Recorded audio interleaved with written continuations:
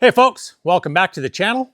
As promised, this video is geared more towards the monster truck side of stuff, so this is more of a show video.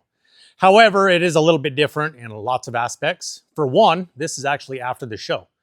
We're back from Klamath Falls from this last weekend, so this is going to be a little bit more of a recap video. Another aspect that's a little bit different was Allison and myself actually traveled up to the show without Christina, my wife, since she had to work on Friday. So Thursday morning, we didn't have to get up real early. Allison and I just hooked the Pete up to the trailer, got on the road about 9 o'clock and headed for Klamath Falls. For us, that's normally probably about a 5.5 or 6 hour drive in the truck and the trailer and everything. But we got up there with plenty of time to, say our hellos and kind of get the agenda for the weekend. And then we started working on getting the truck unloaded, tired up, doing bolt checks, all of that type of stuff before pulling it into the venue.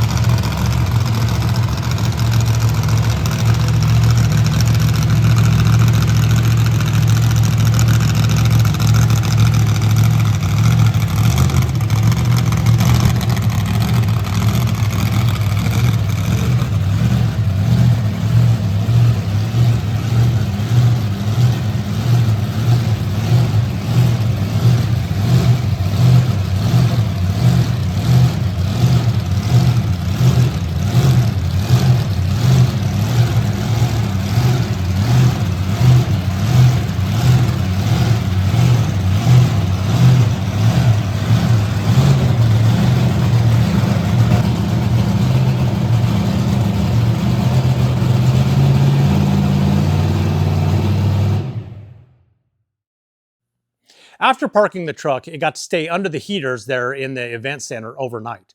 Then the next morning, we went in and did our, typical bolt checks, minor anti-roll bar adjustments, and then a little bit of a nitrogen charge in the shocks just to make sure everything was good, along with tire pressures, all that kind of stuff. Mostly just kind of some time killing and filling out the morning, waiting for pit party to start much later in the afternoon.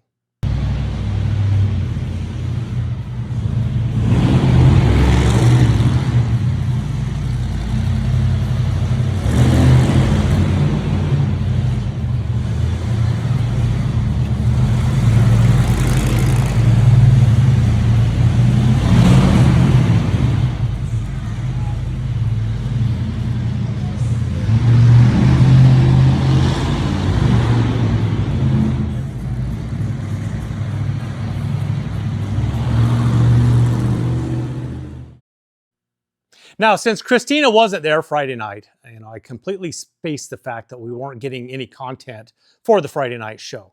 We had lots of friends that come out to support us and cheer for us, but not one time did I think to hand them my phone or a camera and ask them to get video for that first night.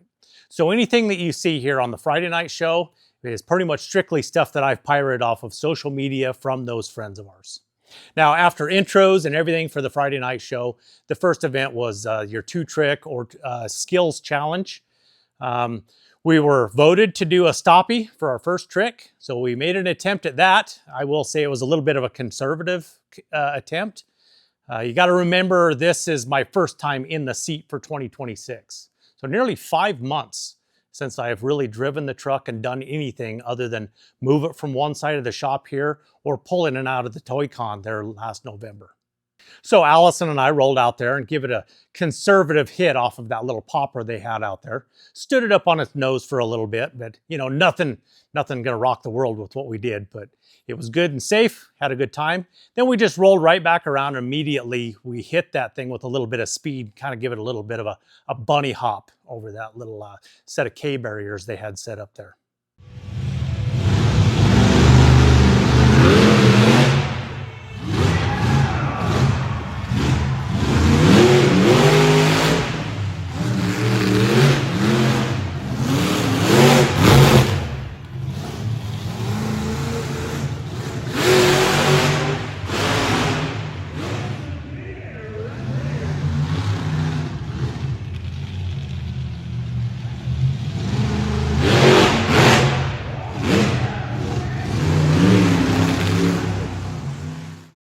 I will say it felt really good in the truck, really comfortable. The truck felt really good. It was running really good. Everything was working well.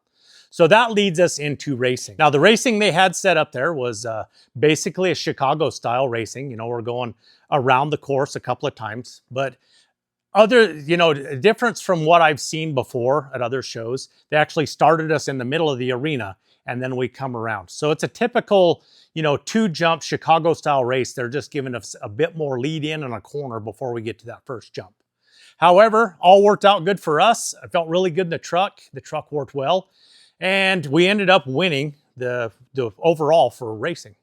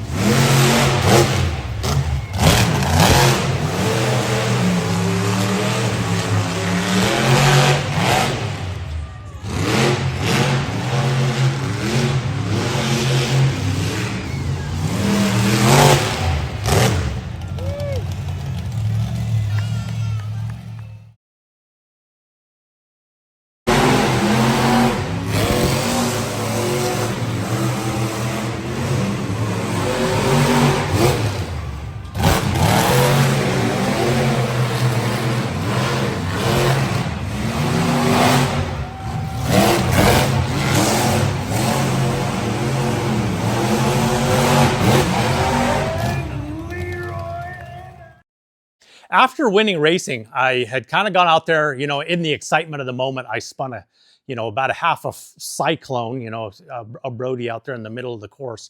And I felt the truck lean out when I did that. And I was running great, but when I would go into a bit of a spin, it would actually lean the engine out. So later on in the night, as we got into freestyle, we kind of took it a little bit conservative. I was paying attention to how the truck was running, how the tune felt, a little bit nervous about how it leaned out in racing. However, we had no issues as far as jumping the truck, running it around a little bit, pick up some speed. Everything worked really good. We finished off the freestyle, again with the cyclone, and even sooner, it was like half of a rotation around, the truck leaned out again. So I was thinking, immediately, it must be something new, something going on with that new fuel cell, the pickup location. The first thing that popped in my head was the fuel, the methanol is probably actually moving away from the pickup in that fuel cell and causing the engine to lean out. No concern of any damage or anything like that. The engine would actually lean out so fast, it's not like it was going to burn anything up. And it's also, as soon as I felt it lay down, I just take my foot out of the throttle. So either way, there was something I had to look at for the next day and a little bit to consider.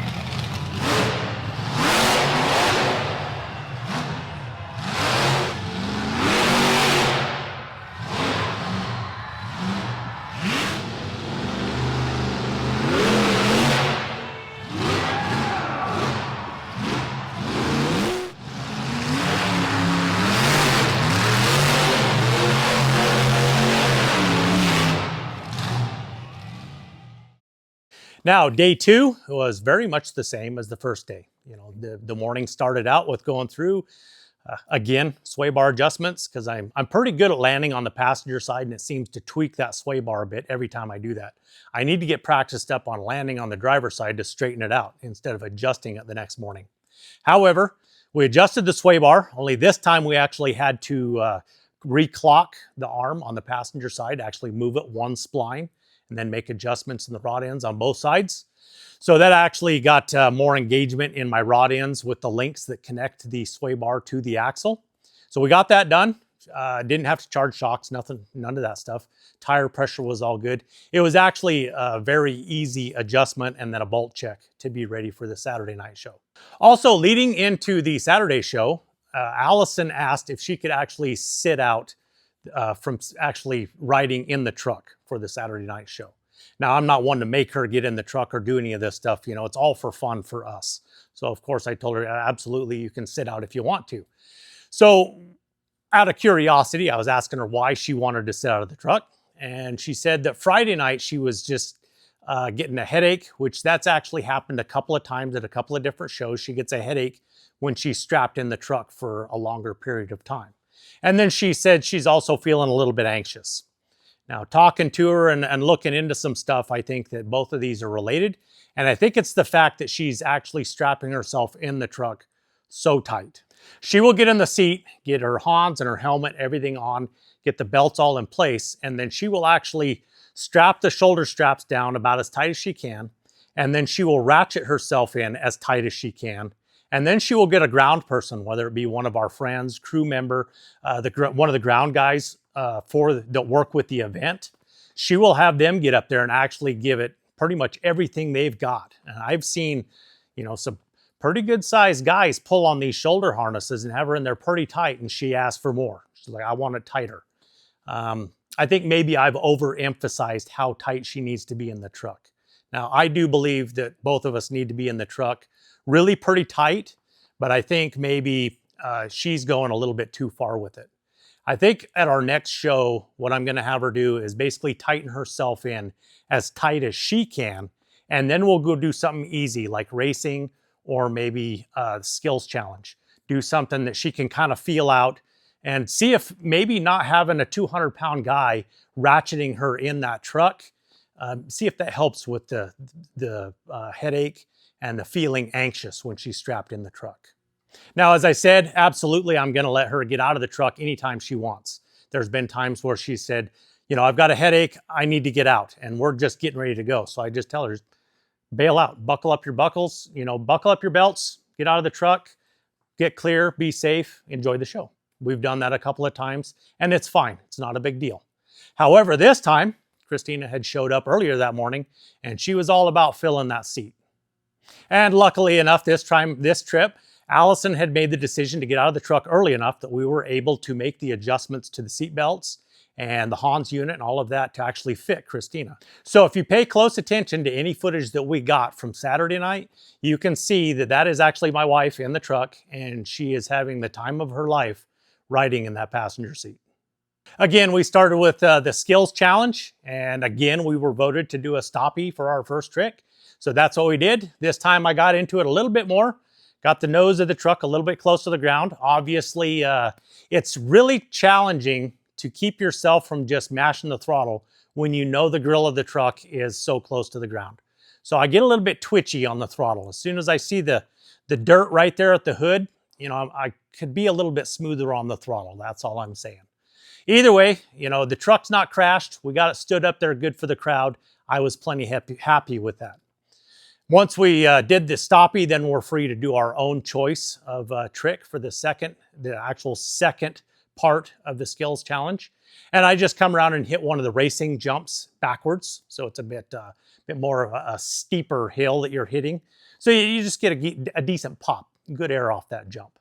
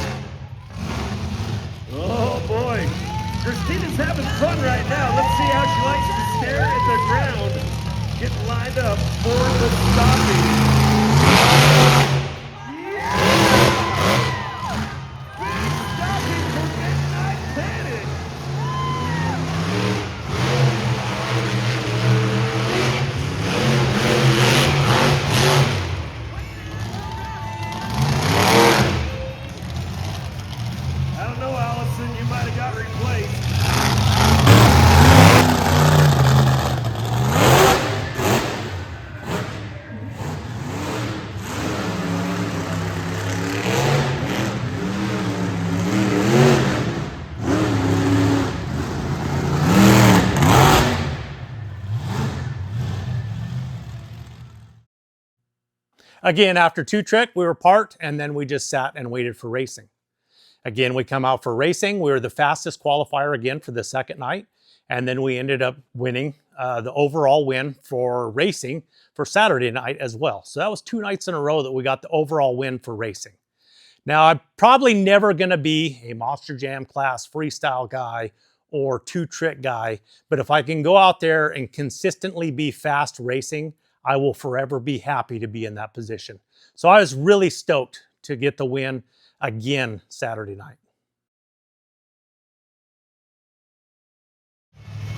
And we are staged. Let's get ready. 3, 2, 1, go!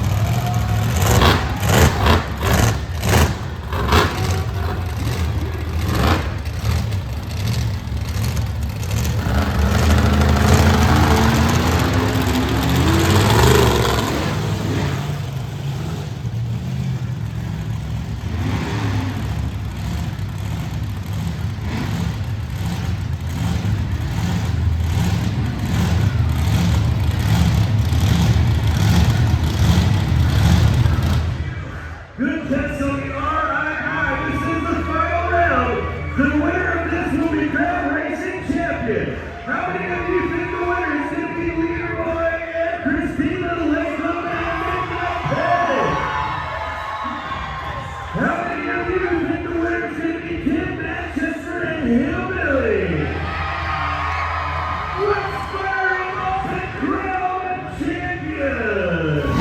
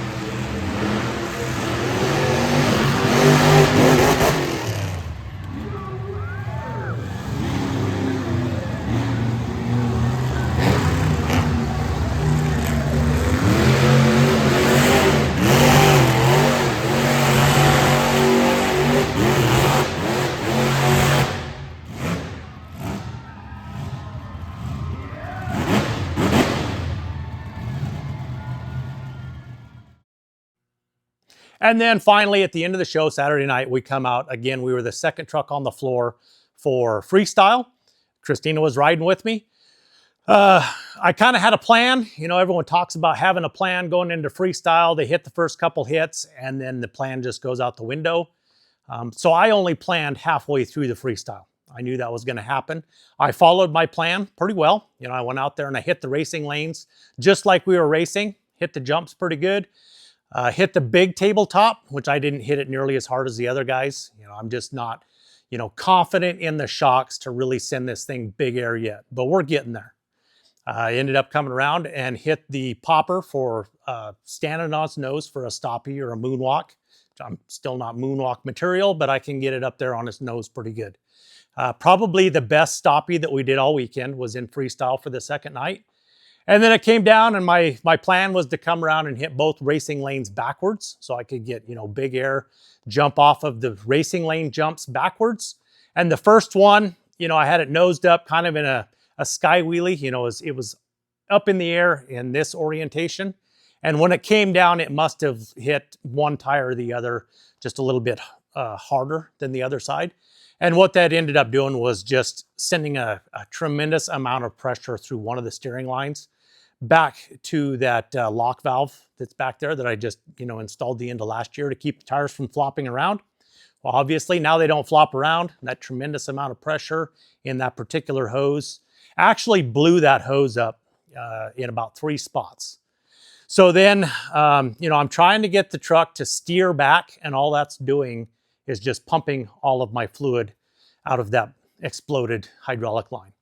So I drove around in circles for one, trying to keep the truck moving, trying to keep the crowd entertained. I'm feeling for switches, making sure that I didn't somehow turn my rear steer off. That was checking out. The truck's loud enough that I actually cannot hear the pump running in there, so I couldn't tell if it was running or not. I think I must have made 3 circles, 3 laps around that event center trying to figure out how come it wouldn't straighten out. Maybe it was only 1 or 2 laps. Time in the truck just slips away when you're driving around there. You have something go wrong like that, then it just compounds it. So I think it was probably closer to a lap and a half that I was trying to figure everything out. And then I figured I better just try and end the show with something that I could do with the tires turned full one way. So I tried to position myself the best I could to bring it into a slide cone in the middle of the track. This did 2 things: help me finish the show and then test my fuel theory. So for Saturday night at intermission, I had actually topped off the fuel cell. So going into our freestyle on Saturday night, the truck was basically full of fuel. I was able to spin it around pretty good. The truck never leaned out. So at least I figured out that if I'm below half a tank, I can't spin cyclones. Don't mind her at all, right there. Oh, good attention, all right.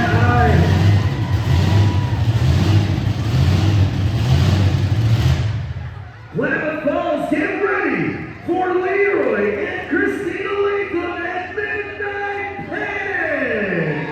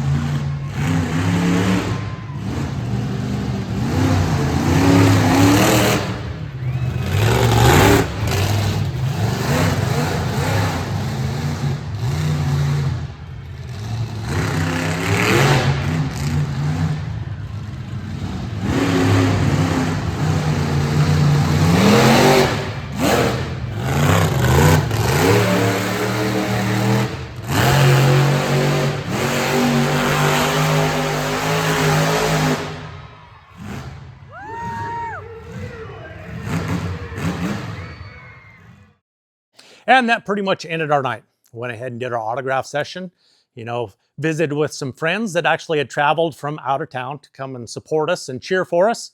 Then I went out to the trailer, put together a new hydraulic hose, got it on the rear steer, got all the fluids topped off, and then went ahead and tired down the truck, got it loaded up, and got everything back here at the shop. Once back here to the shop, I got everything unloaded, and as I was pulling the truck in here, I just parked it out on the apron, dug the pressure washer out, got everything cleaned up from that hydraulic oil mess and the little bit of dirt that had accumulated on it from, running around the track down there.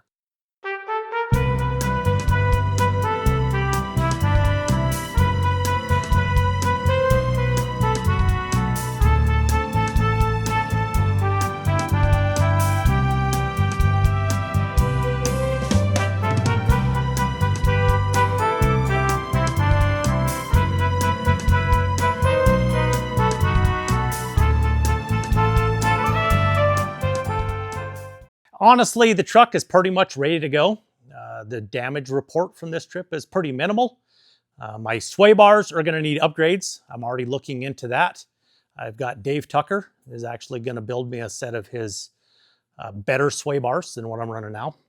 The bars that are on the truck now are 4340 or chromoly, and they don't have a great memory. It's tough material, but you can move it too far and it won't come back. Dave's got some stuff going on where he's building some really good sway bars. So I got 3 of those coming. I'll have 2 new ones and a spare, and I'm ready to give those a try a little later on this year. I did get a little bit more body damage, but that's kind of to be expected since our fender openings were fit for a 52-inch mud tire, not a 66-inch monster truck tire. So I got into the back of the fenders, a little bit more on the passenger side, no big deal.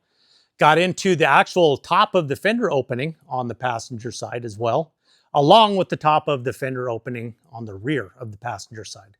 And even of all of that, that wasn't the worst of it. Actually, when we broke the hydraulic or the rear steer with the hydraulic hose letting go, the way the truck was landing anyway, as the tire turned, that tire really got pretty big into the driver's side bedside here. So it was folded over really pretty good. After getting the truck cleaned up and pulled in here in the shop, I kind of twisted and tweaked on the sheet metal, got it back to looking presentable. It's definitely ready for another show. But I also reached out, got a hold of Trey Myers and talked to him about a fiberglass body for this truck.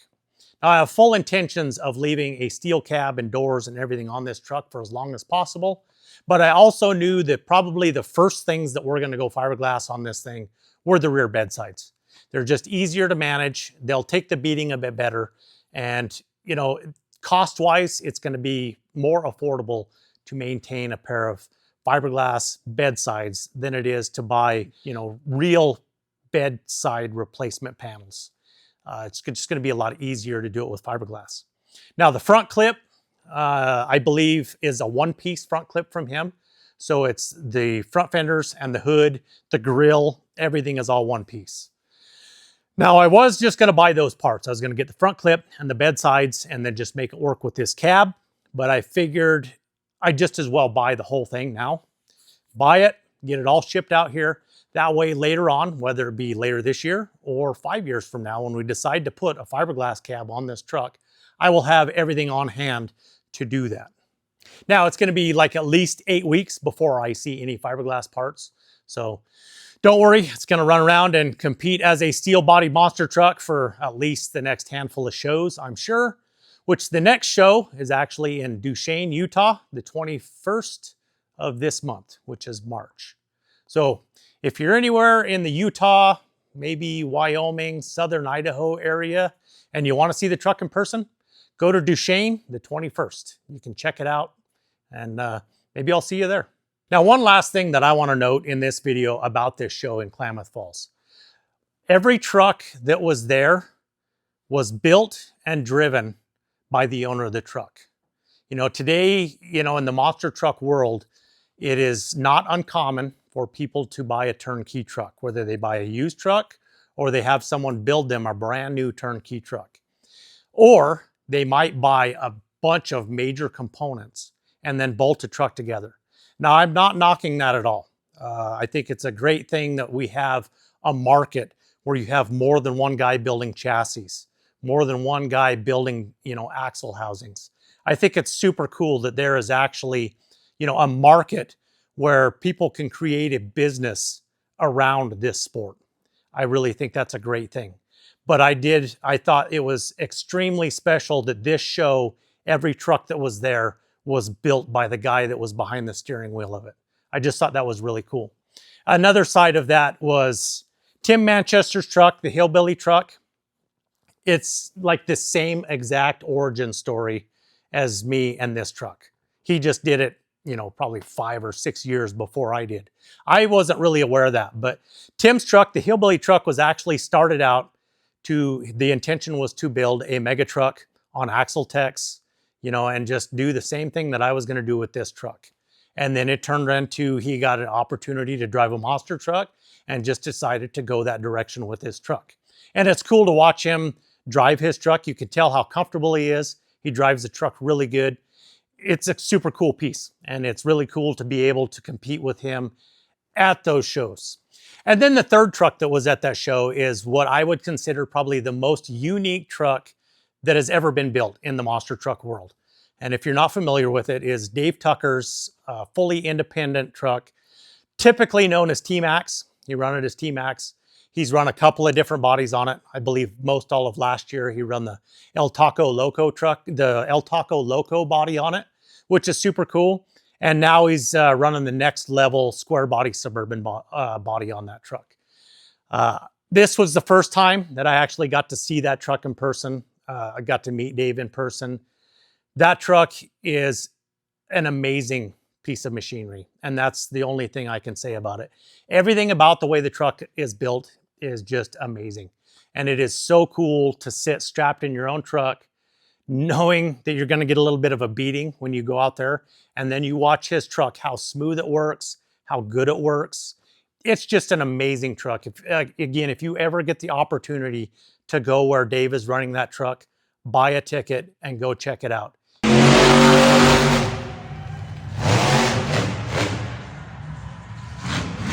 It is probably the coolest piece of equipment that I have ever got to see in person. Now, with all that said, I think I'm going to go ahead and wrap up this video. I'm not sure what's coming in the next one. It might be just preparation stuff for the next show, and then we'll get into another show video after that. Let me know if you guys like kind of more of the recap video like this one, or if the next show you guys want me to do start to finish. Now, I know I've done start to finish stuff before, but maybe we need to do one early in 2026. From, getting the trailer loaded, getting the truck ready to go, getting everything in there, all the way to bringing it home and going over all of the stuff we broke all in one video. Might be kind of a longer video. I don't know. Let me know what you think. As always, thanks for watching. Have a good one.